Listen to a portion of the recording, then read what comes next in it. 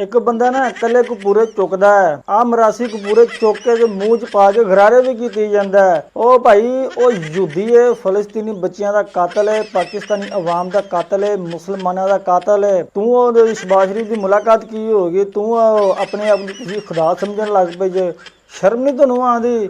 ਇੱਕ ਤਾਂ ਤੁਸੀਂ ਜਾਹਲ ਤੋਂ ਪੜ੍ਹੇ ਲਿਖੇ ਵੀ ਨਹੀਂ ਜੇ। ਤੁਹਾਡੀ ਤਾਰੀਫ ਕਰਨਾ ਬਣਦੀ ਹੈ ਕਿਉਂਕਿ ਤੁਹਾਨੂੰ ਉਧਰੋਂ ਡਾਲਰ ਜੀ ਮਿਲਣੇ ਨੇ, ਪਾਕਿਸਤਾਨੀ ਤੁਸੀਂ ਸਰਜ਼ਮੀਨ ਤੋਂ ਪਾਕਿਸਤਾਨ ਦੇ ਤੁਸੀਂ ਹਵਾਈ ਅੱਡੇ ਵੀ ਦੇਣੇ ਨੇ, ਤੁਹਾਨੂੰ ਡਾਲਰ ਮਿਲਣਾ, ਤੁਹਾਨੂੰ ਸ਼ੋਰਾ ਲੱਗਣਾ। ਤੁਹਾਡੇ ਵਾਸਤੇ ਖੁਦਾ ਹੀ ਹੈ, ਸਾਡੇ ਵਾਸਤੇ ਦਹਿਸ਼ਤਗਰਦ, ਸਾਡੇ ਵਾਸਤੇ ਯਹੂਦੀ ਹੈ, ਬੱਚਿਆਂ ਦਾ ਕਾਤਲ ਹੈ। ਔਰ ਤੁਹਾਡਾ ਕੰਮ ਬਣਦਾ ਚੁੱਕਣਾ, ਕਿਉਂਕਿ ਤੁਹਾਨੂੰ ਚੁੱਕਣ ਦੇ ਡਾਲਰ ਮਿਲਦੇ ਨੇ। ਔਰ ਡਾਲਰ ਐਵੇਂ ਨਹੀਂ ਮਿਲ ਜਾਂਦੇ, ਉਹਦੇ ਵਾਸਤੇ ਤੁਸੀਂ ਪਾਕਿਸਤਾਨ ਦੇ ਬਕਾਇਦਾ ਆਪ ਉਹਦਾ ਇਸਤਕਬਾਲ ਕਰੋਗੇ। ਤੁਸੀਂ ਆਪਦੇ ਹੱਥਾਂ ਨਾਲ ਅਫਗਾਨਿਸਤਾਨ ਦੇ ਮੁਸਲਮਾਨ ਮਰਵਾਓਗੇ, ਤੁਸੀਂ ਆਪਦੇ ਹੱਥਾਂ ਨਾਲ ਪਿਸ਼ਾਵਰ ਦੀ ਆਵਾਮ ਮਰਵਾਓਗੇ। ਤੁਹਾਡਾ ਕੰਮ ਹੀ ਇਹੋ ਹੈ ਵੀ ਦਹਿਸ਼ਤਗਰਦੀ ਫੈਲਾਣਾ, ਦਹਿਸ਼ਤਗਰਦਾਂ ਨੂੰ ਸਪੋਰਟ ਕਰਨਾ, ਯਹੂਦੀਆਂ ਨੂੰ ਸਪੋਰਟ ਕਰਨਾ। ਜੇ ਤੁਸੀਂ ਯਹੂਦੀਆਂ ਨੂੰ ਸਪੋਰਟ ਨਾ ਕਰੋਗੇ ਤਾਂ ਫਿਰ ਡਾਲਰ ਕਿਵੇਂ ਮਿਲਣਗੇ? ਜੇ ਡਾਲਰ ਮਿਲੇਗੇ ਤਾਂ ਫਿਰ ਡਾਲਰ ਰੱਖਾਂਗੇ ਕਿੱਥੇ? ਤੁਹਾਡਾ ਕੰਮ ਹੀ ਬਣਦਾ ਇਹੋ ਚੁੱਕਣਾ।